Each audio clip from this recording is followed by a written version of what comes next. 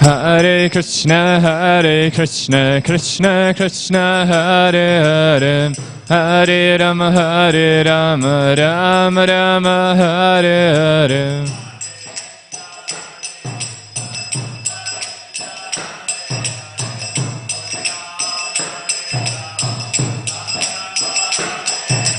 Hare Krishna, Krishna Krishna, Hare Hare, Hare Rama, Rama Rama, Hare Hare.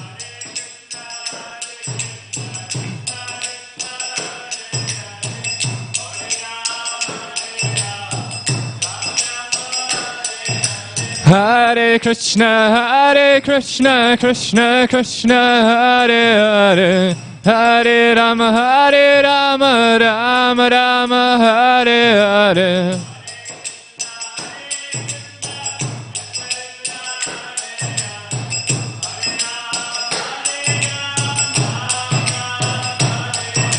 Hare Krishna, Krishna Krishna, Hare Hare, Hare Rama, Rama Rama, Hare Hare.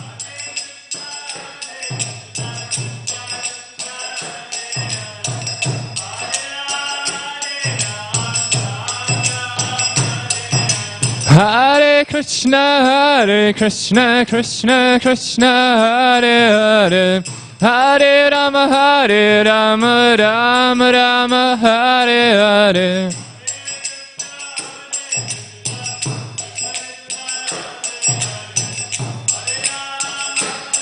Hare Krishna,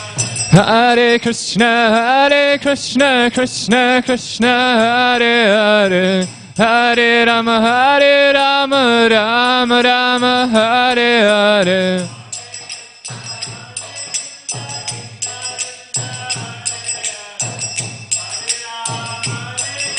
Hare Krishna, Krishna Krishna, Hare Hare, Hare Rama, Rama Rama, Hare Hare.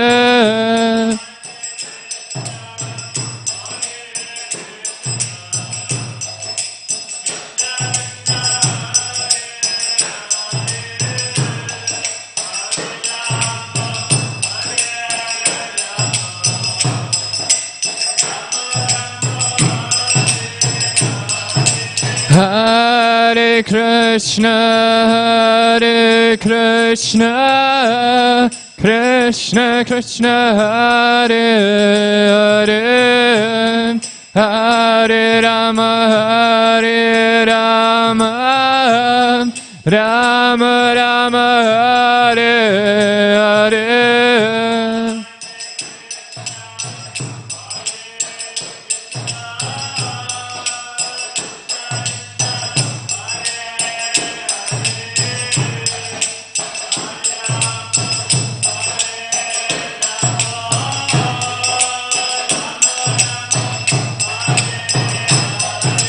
Hare Krishna, Krishna Krishna, Hare Hare, Hare Rama, Rama Rama, Hare Hare.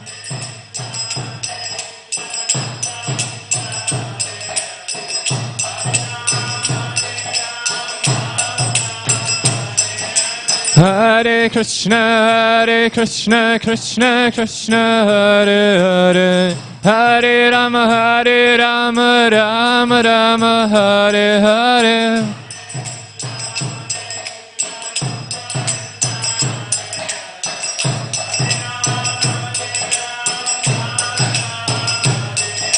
Hare Krishna, Krishna Krishna, Hare Hare, Hare Rama, Rama Rama, Hare Hare.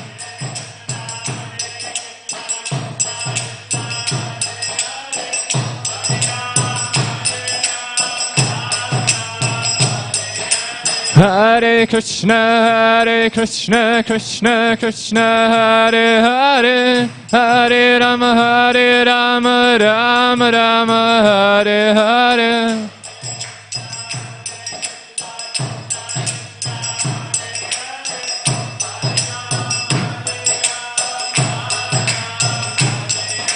Hare Krishna, Krishna Krishna, Hare Hare, Hare Rama, Rama Rama, Hare Hare.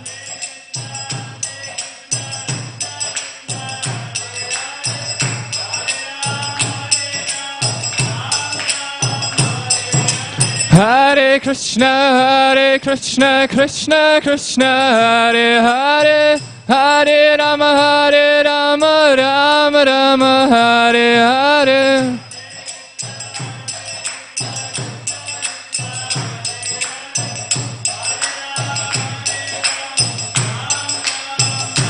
Jaya Radha Gopinatha, Radha Gopinatha Shri Radha.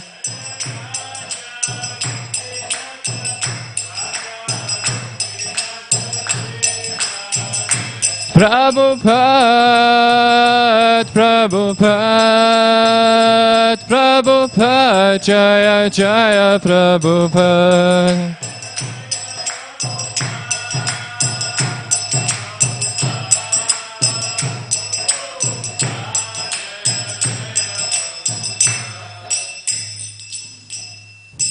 Sham Vishnupat Param Sivaraj Kachara Shtotter Shatta Svangresa Bhacharinda Bhaktivedanta Swami Srila Prabhupada Ki Jai Ananta Koti Vaishnavarinda Ki Jai Krantaraj Srimad Bhagavatam Ki Jai Nitya Gaura Premanande Hari Hari Bol.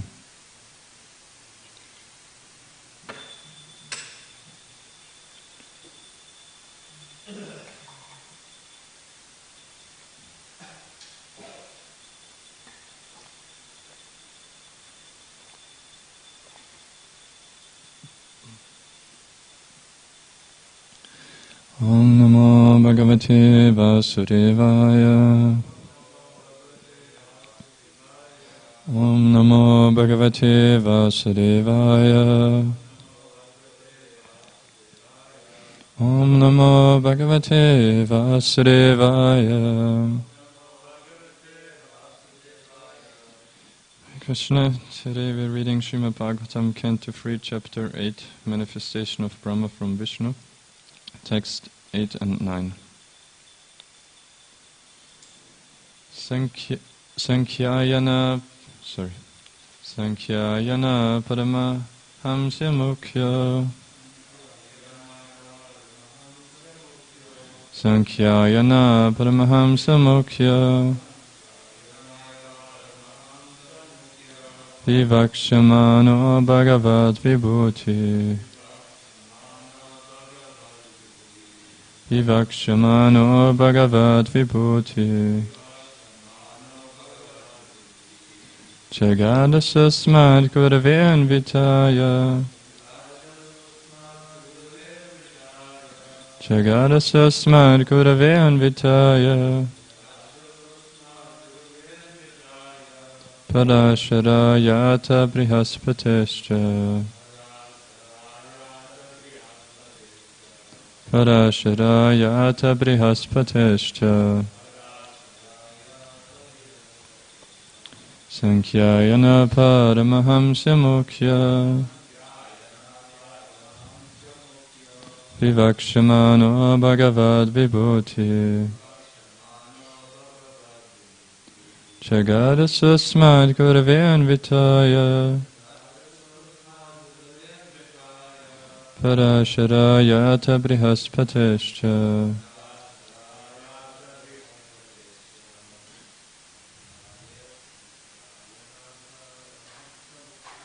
Sankhayana Paramahamsya Mukhya. Vivakshamano Bhagavad Vibhuti. Jagadasasmad Gurave Anvitaya. Parasharayata Brihaspatescha.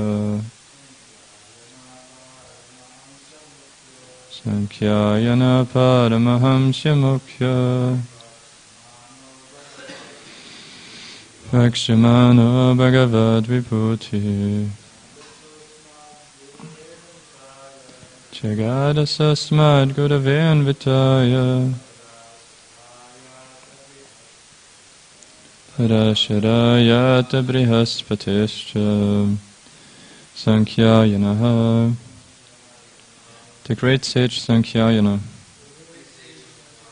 Paramahamsya Mukhyaha, the chief of all transcendentalists, Vivakshamanaha, while reciting Bhagavad Vibhuti, the glories of the Lord, Jagada, explained, Saha, he, Asmat, of me, Gurave, unto the spiritual master, Anvitaya, followed, Parasharaya, unto the sage Parashara, Ata Brihaspatecha, also to Brihaspati. Translation by His Divine Grace, Abhajana Bhaktivedanta Swami Srila Prabhupada Ki.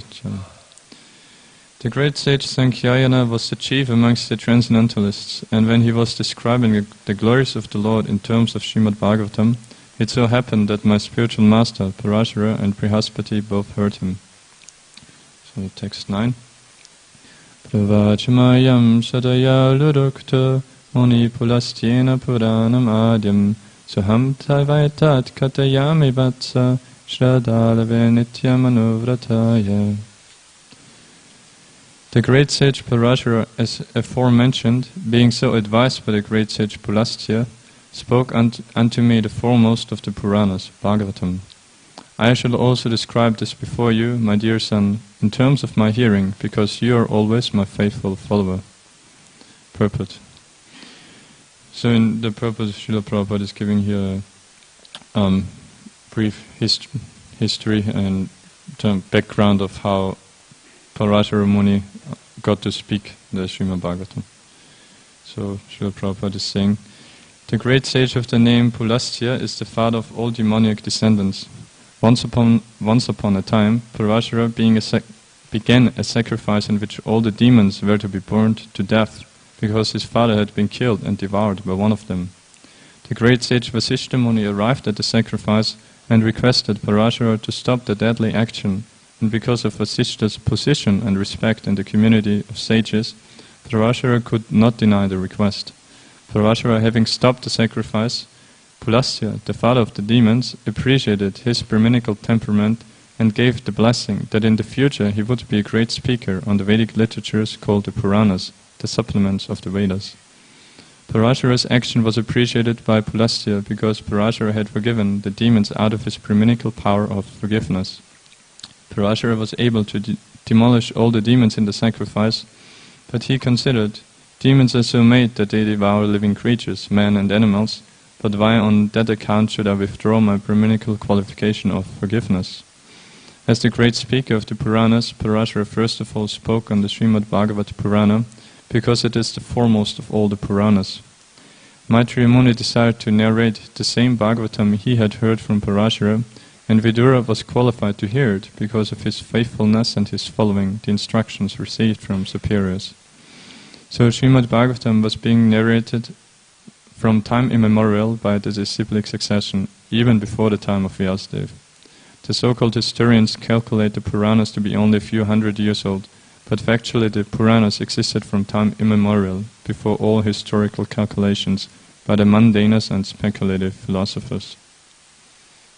Amagyanatimrandasya granchana shilakaya chaksharon militam yena tasma shri gurave namah Shri Chaitanya Manopishtam Stapitam Yena Bhutale Swayam Rupa Kadamayam Dharate Svapadantikam Andeham Shri Guru Shri Uta Bedakamalam Shri Gurun Vaishnavamscha Shri Rupam Sakrachatam Sahagana Raghunathan Vitam Tam Sachidvam Sadvaitam Savadutam Parichana Saitam Krishna Chaitanya Devam Shri Radha Krishna Padan Sahagana Lalita Shri Vishakhan Vitamshta He Krishna Karuna Sindhu Dinabandho Jagatpate Gopisha Gopika Kanta Radha Kanta Namostate Tapta Kanchana Gaurangi Radhe Vrindavaneshwari Vrishabhano Sate Devi Pranamami Hare Priya Vancha Kalpatarupashcha Kripa Sindhyava Evacha Patitanam Pavanebhyo Vaishnavebhyo Namo Namaha Jai Shri Krishna Chaitanya Prabhu Nityananda Shri Advaita Gadadara Shivasari Gaura Bhaktarinda Hare Krishna Krishna Krishna Hare Hare Hare Rama Rama Rama Hare Hare Shri Radha Gopinath Bhagavan Ki Jai.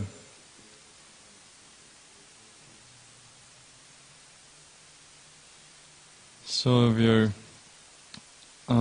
at the beginning of chapter 8, in which we heard so far how Maitreya Rishi, after having heard such a variety of inquiries from Vidura in the previous chapter, that rather than immediately going into one by one answering all those questions, he first gives a background, and as devotees have explained, to also substantiate for all the hearers of what is gonna be spoken of in all the rest of what we hear from Maitreya Rishi, which is till the end of 4th canto, that he not only, as we are hearing in Uddhava Gita, he not only heard directly from Krishna also, as a bystander to Uddhava, but even long before that, as we hear here, he heard the same message, Srimad Bhagavatam, from his spiritual master Parashara Muni. And we heard how it came to Parashara Muni, that once the 4 Kumaras, the boy saints, as Prabhupada writes, they are living, they are completely liberated souls, but they are residing in the material world, generally on the topmost planet, as it's mentioned there in Satyaloka. And I think somewhere I came across that it's mentioned also they are residing on Tapaloka or some of the other planets. But anyway, we know they are fully empowered to travel freely anywhere they like there.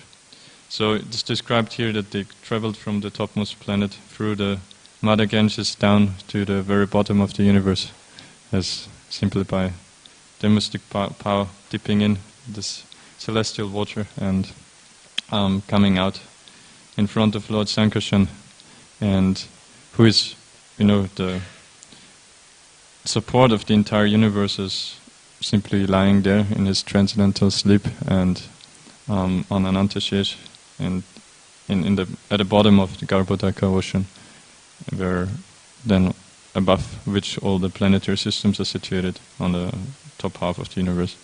So they came down all the way there, and offered the prayers, obviously, as like Bhavi Bhushan Prabhu was discussing, because it's mentioned there that they did in selected words.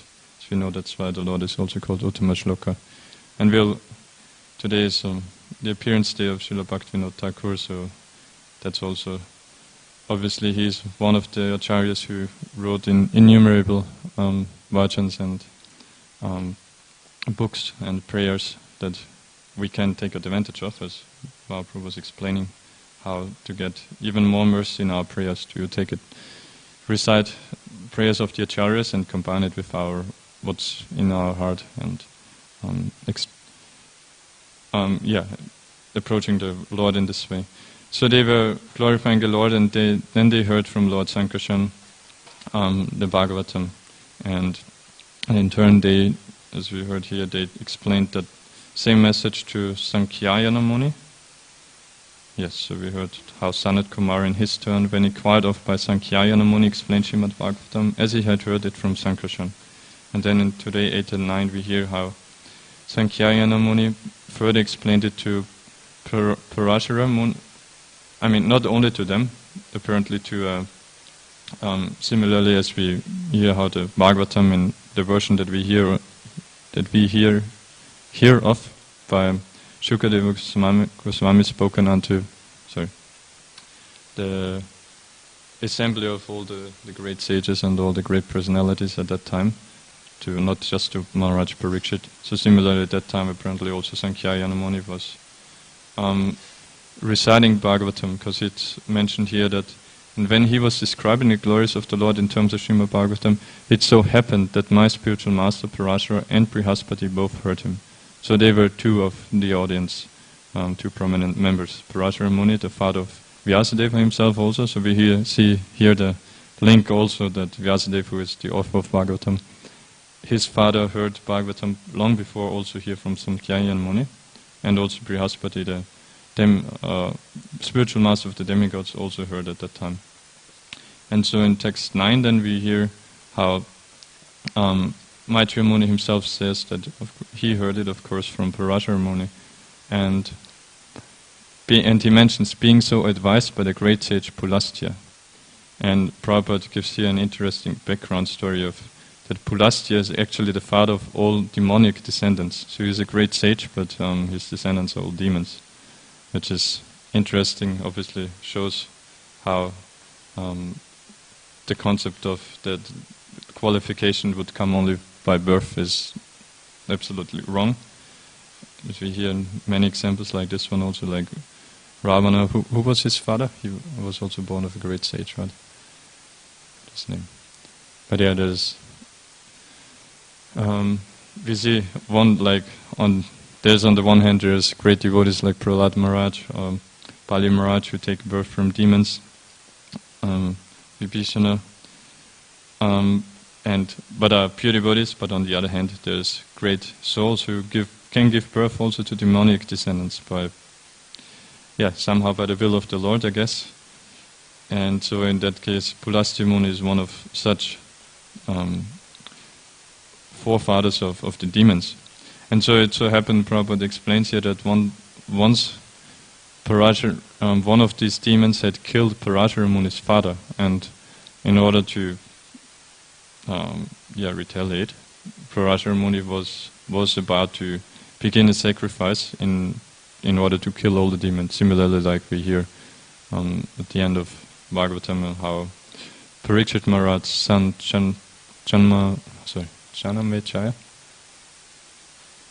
Janamechaya, okay, sons of okay. how he was performing a sacrifice in order to kill all the snakes, because Takshaka obviously was destined to kill Maharaj Parikshit upon the curse of Shringi, and he was also stopped then at some point by, I can't remember which sage, Narad Muni maybe, or in any case. So here we hear how Parashara Muni was stopped by Vasishtha Muni, and because Parashara Muni, Prabhupada explains here, had obviously brahminical qualities, and one of them is forgiveness. So he immediately, being requested by a great personality, he immediately agreed, and thought it more important, as Prabhupada explains here, to stick to the brahminical quality of forgiveness rather than retaliating for the death of his father. And so he forgave, and Pulastya Muni was very pleased with that, and upon being pleased by Parashara Muni, he blessed him that he would in the future be a great speaker of the Puranas. And so that's a background story how Parashara Muni then got to speak Srimad Bhagavatam, which is the Amala Purana, the most important of the Puranas, obviously, the most important of all the Vedas. So, and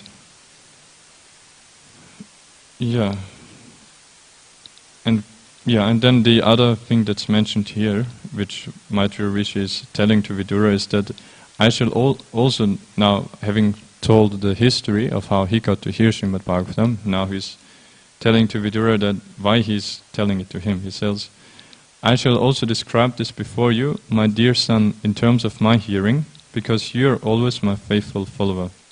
So first of all he says, in terms of my hearing. So again, he stresses, I am not telling anything which comes from my mind, from my mental speculation, but I am only simply repeating what I have heard from the authorities. So in other words, as we heard in those recent verses, the importance of bona fide disciplic succession, parampara, as yesterday Srimad Nrsimha was elaborating.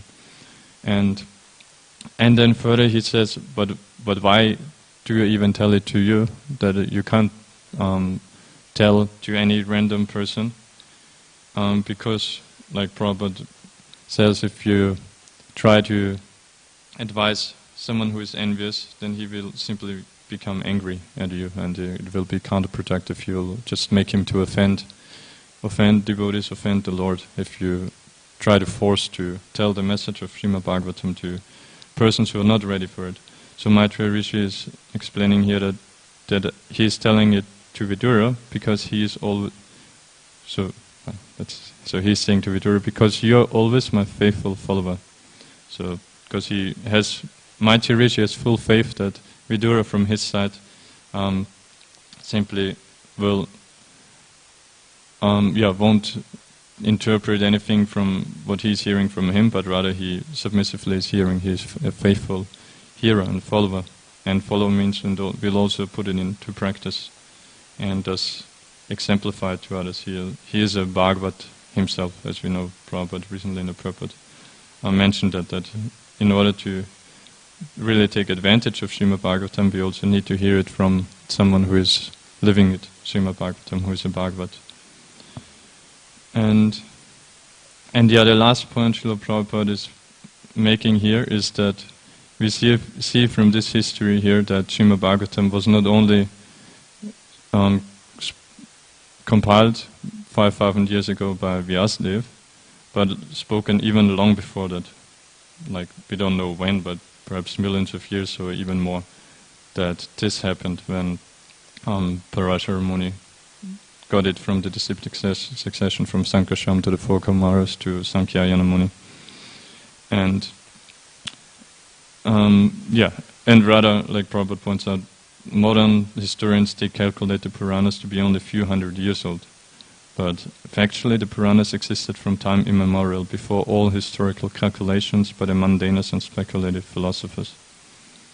And we know how one immediate reason is how when the British took over India, how they saw that actually this culture is so superior to ours, but because they wanted to exploit India and in their terms and how they had their economy and everything, so they took great effort to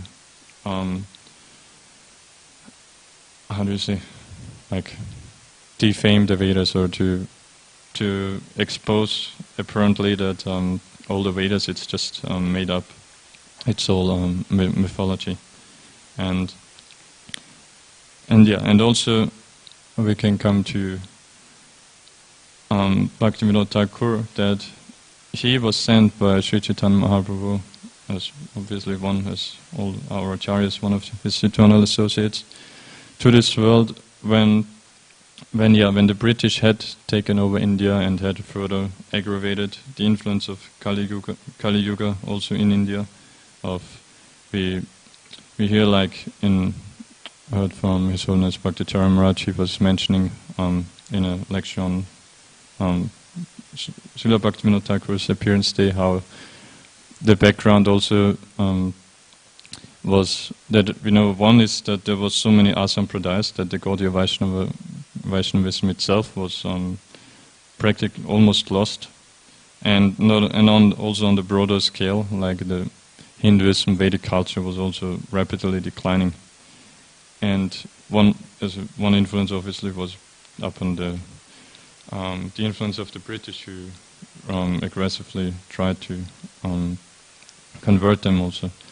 And we hear that even one story in Chaitanya Charitamrita with Subhuti Roy, how at that time it was Hinduism had mostly got into such a mere ritualistic standard that they would simply, if someone would sprinkle water from a water pot of a Muslim onto a Hindu, then it was considered that the Hindu has lost his being a Hindu. He was then considered a Muslim.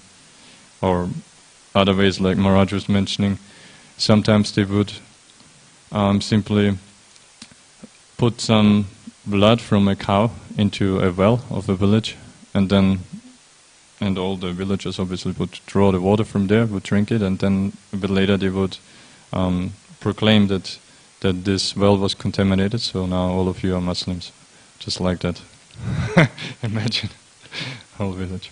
So that was the standard to which Hinduism had declined to at that time already, and at the same time, as mentioned, there was the Prabhupada explains that in Chaitanya Charitamrita and some purport also a bit about all those different asampradayas. Like yesterday we were hearing about the importance of parampara, of knowledge coming from bona fide sampradayas. And at that time there was only a few bona fide Gaudiya Vaishnavas practicing, like obviously Sarvabhauma Jagannath Das, Babaji Maharaj.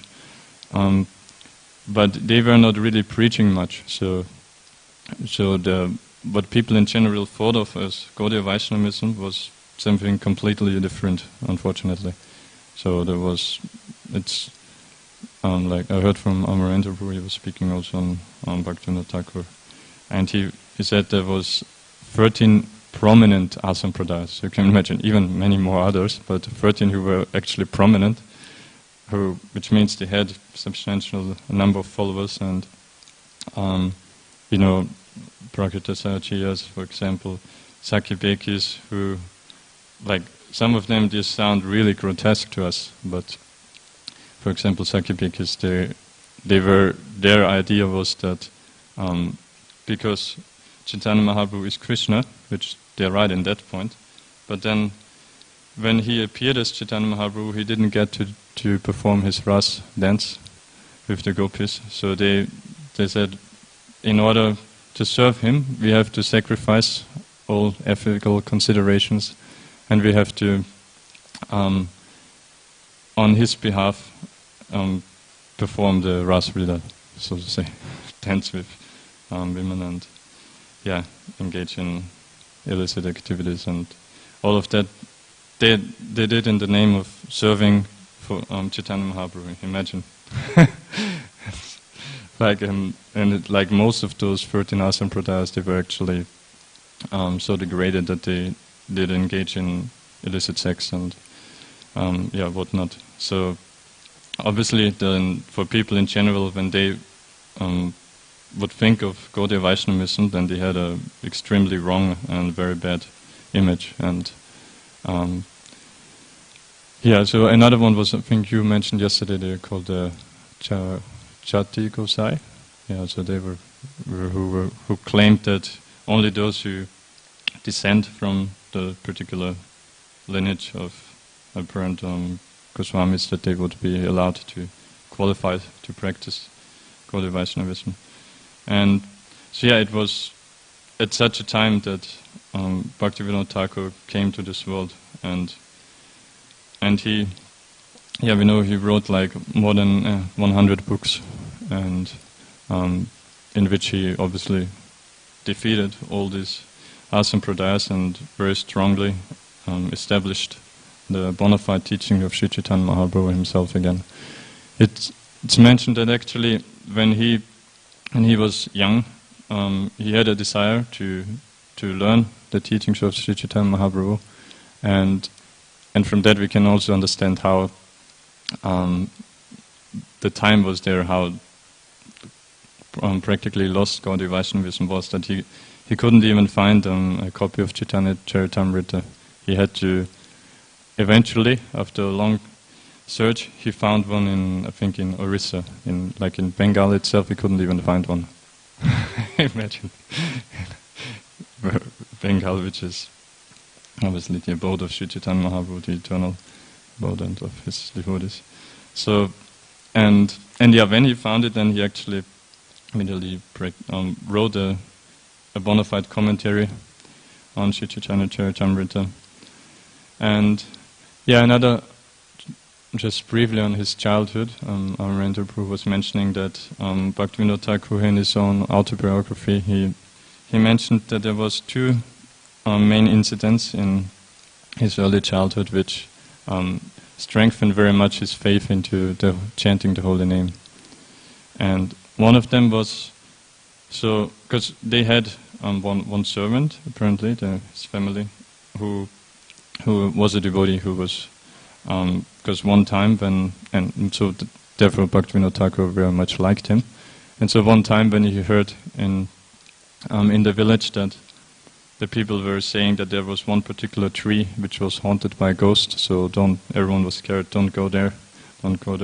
So Bhaktivinoda Thakur told that at home one time, and then this servant told him, well, what is the need of being fearful of ghosts? If you simply chant the holy name of Lord Ram, then no ghost will come anywhere near. And so Bhaktivinoda Thakur did that, tested it out, and successfully, obviously. And so, and then further, the second incident is that another time he came upon a tantric, how do you say, someone who is practicing this black magic, this, tantras, right?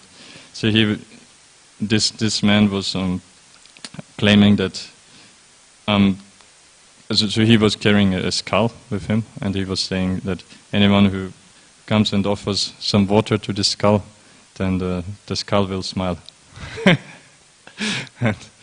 and so Bhaktivinoda Thakur, being as a small child, being very curious, he tested it out, and but the skull didn't smile. So so then he went home and told his family that, this tantric, what's the noun? How do you say tantric?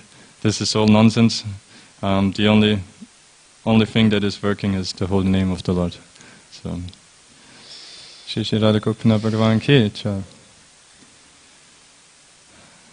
And yeah, obviously we know later Bhaktivinoda Thakur elaborately glorified the holy name, Harinam Chintamani, and so forth.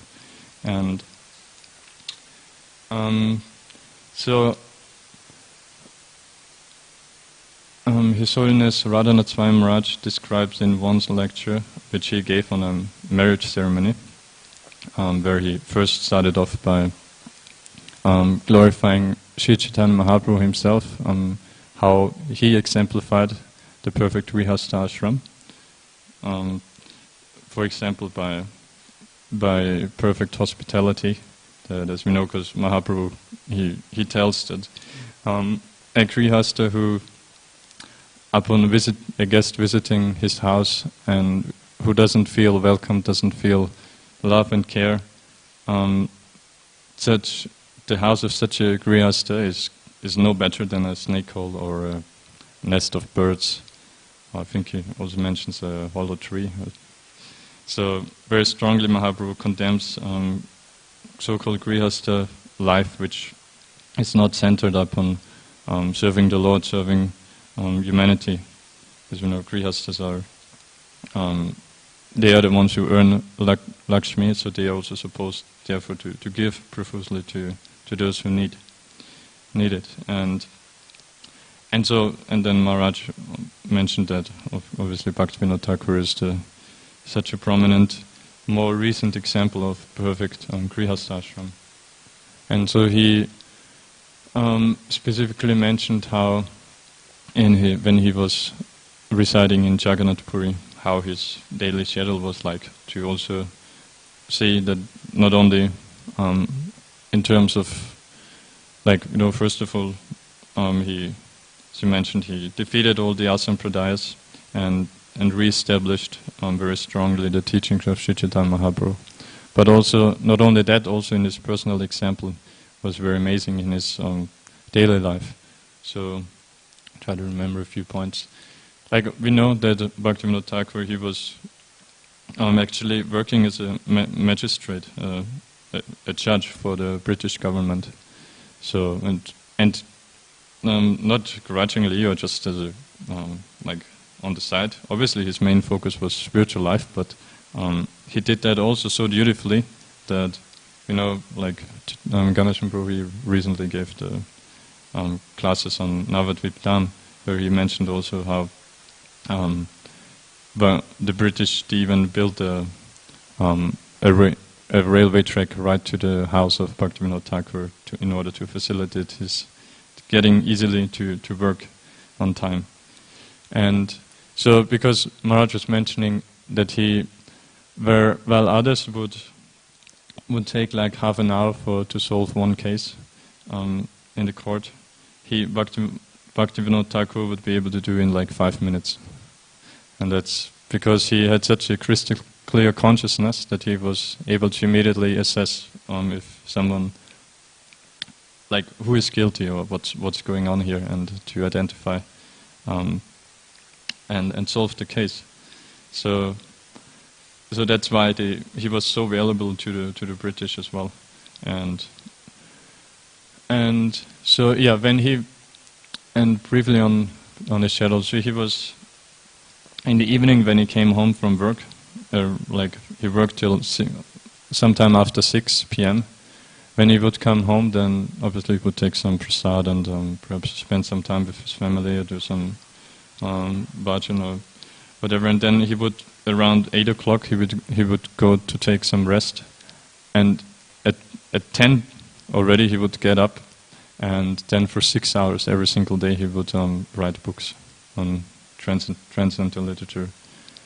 And yeah, imagine, like, for people, especially nowadays, most people, they wouldn't even think of going to bed by 10 p.m. What to say of getting up already and engaging in writing those most amazing poems and transcendental literature.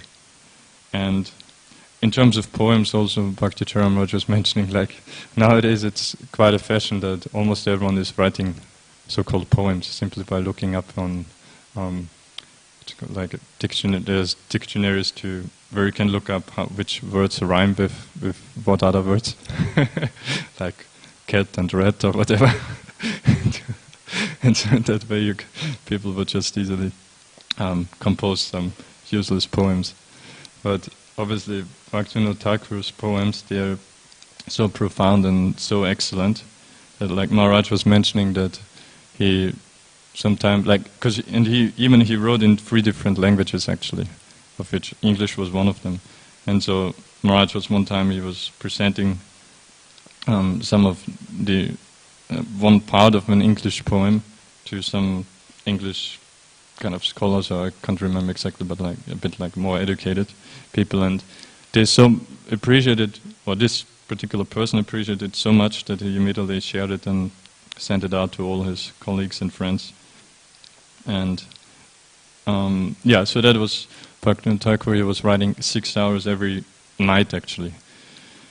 And obviously then he would chant japa for about 2.5 hours from 4 to 6:30. And then, yeah, do his other morning duties and receive, and even still before going to work he would also, yeah, so one thing of course he did was also he would read about an hour the Shastras.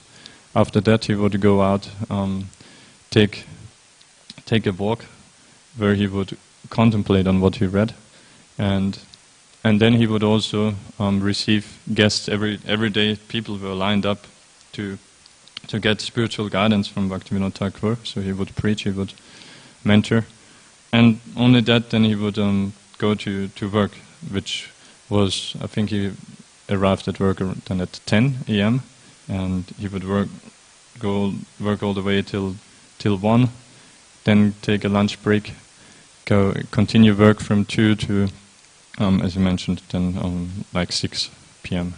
So he would work so many hours and so proficiently. So imagine, of course, then how.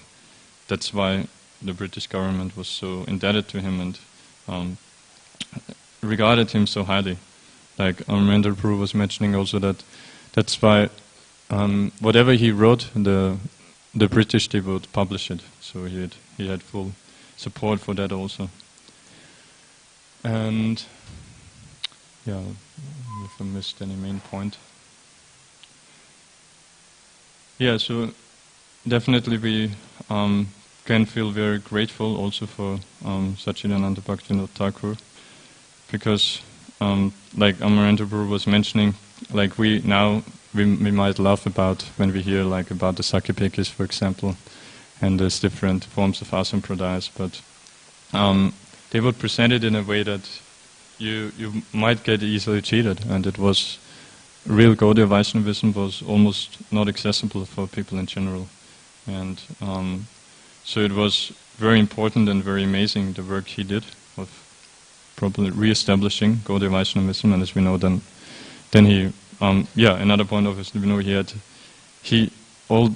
all the amazing work he did as a grihastha with getting 10 children whom he raised perfectly, all Krishna conscious, great devotees, and of course the outstanding of them was Srila Bhaktisiddhanta Saraswati Thakur, whom he prayed for, to specifically, because he established Gaudiya Vaishnavism, but then to really extensively preach it, he was apparently not able to, although we know, as Prabhupada says, Bhaktivinoda Thakur, he could have done all himself, establish it throughout the world, but he wanted to leave the credit to Srila Prabhupada and to his son, Srila Bhaktisiddhanta Saraswati Thakur. So he, as we know, he prayed to the Lord at one point to send him a ray of Vishnu in order to propagate his message. And so Bhaktisiddhanta Saraswati Thakur did it then in India, especially, and Srila Prabhupada obviously took it out from there.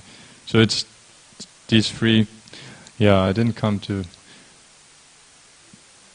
Okay, then maybe I'll wind up with the one more famous pastime which we all know, but because now I'm reminded that those three acharyas obviously we can very directly relate to, of how we, thanks to them, that we are able now to get this bona fide knowledge, be connected in the bona fide parampara system, as we hear here in Srimad Bhagavatam at the moment also.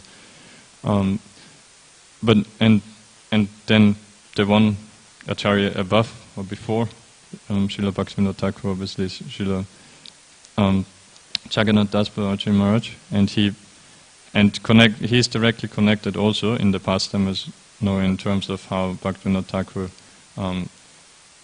because he not only defeated the Asampradayas, established Gaudiya Vaishnavism, but he also re-established the Dham, actually, Navadvip Dham.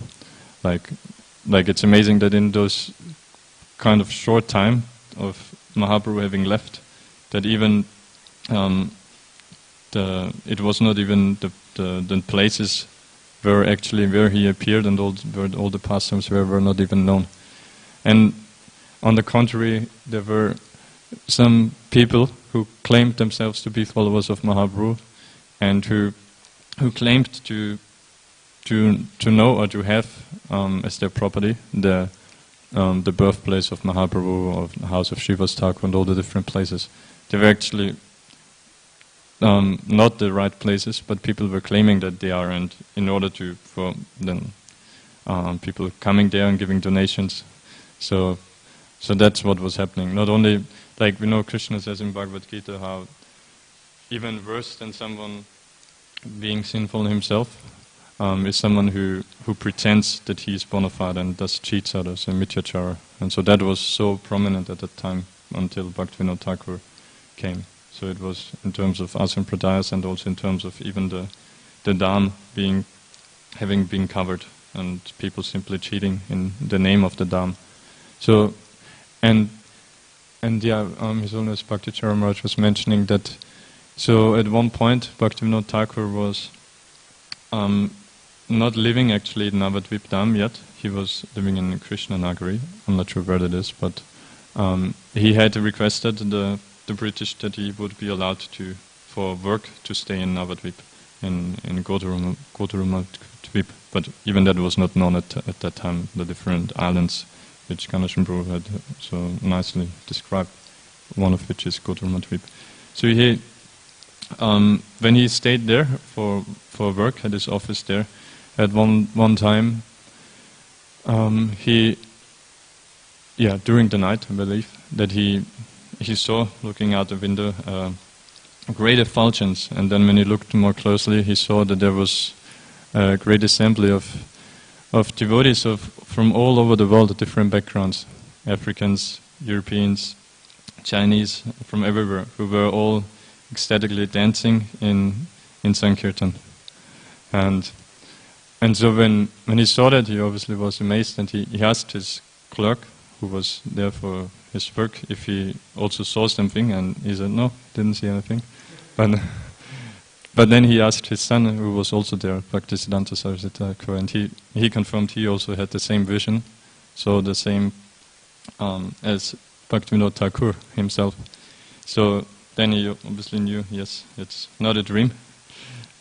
It's actual, as we know, Bhaktivinoda Thakur, he so amazingly exemplified how we know also the Aprakata Lila. It's not imaginary anything, it's real, it's happening right there. It's just people in general, we don't have the vision to see it.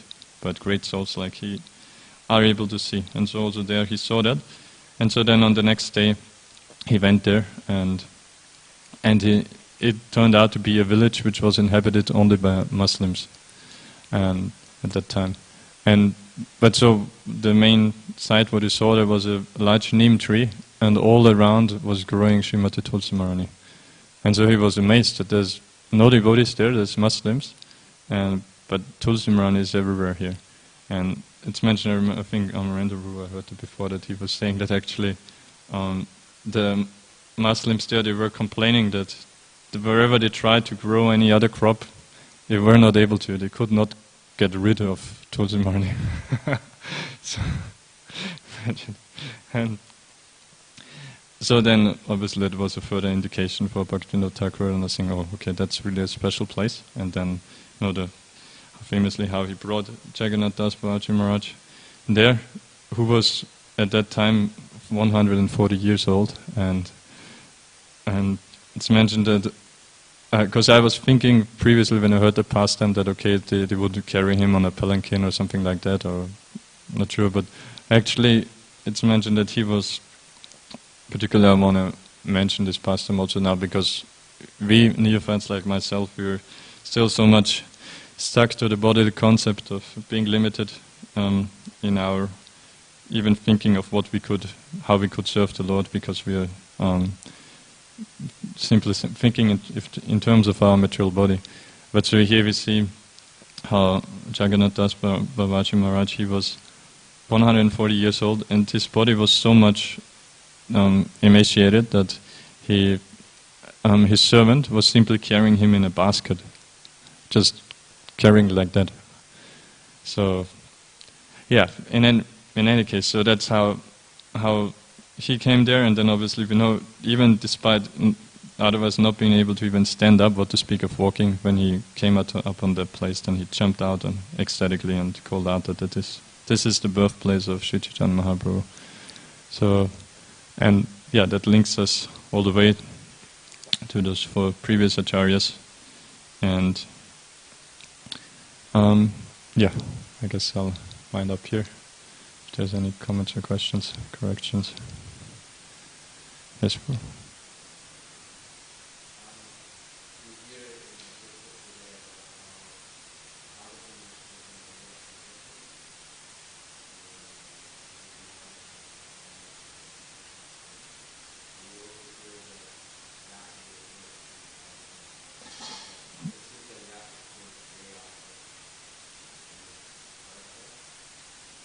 Yeah, like Srila Prabhupada mentions here itself, right? That this proves that Bhagavatam is not just written at one time and was not existing before. Like even though Vyasadeva, like he says, so Srimad Bhagavatam was being narrated from time immemorial by the disciplic succession, even before the time of Vyasadeva. So this doesn't discredit Vyasadeva, that he, as you know, he didn't manufacture it in his mind. He simply compiled it in a way that we can take advantage of it. But obviously Srimad Bhagavatam, it's eternal and comes in like slightly different, I guess, variations in terms of how it is presented, like different speakers and everything. But yeah, it's always the same message. Okay. Srimad Bhagavatam Ke Cha, Srila Bhaktivinoda Thakur Ke Cha, Srila Prabhupada Ke Cha.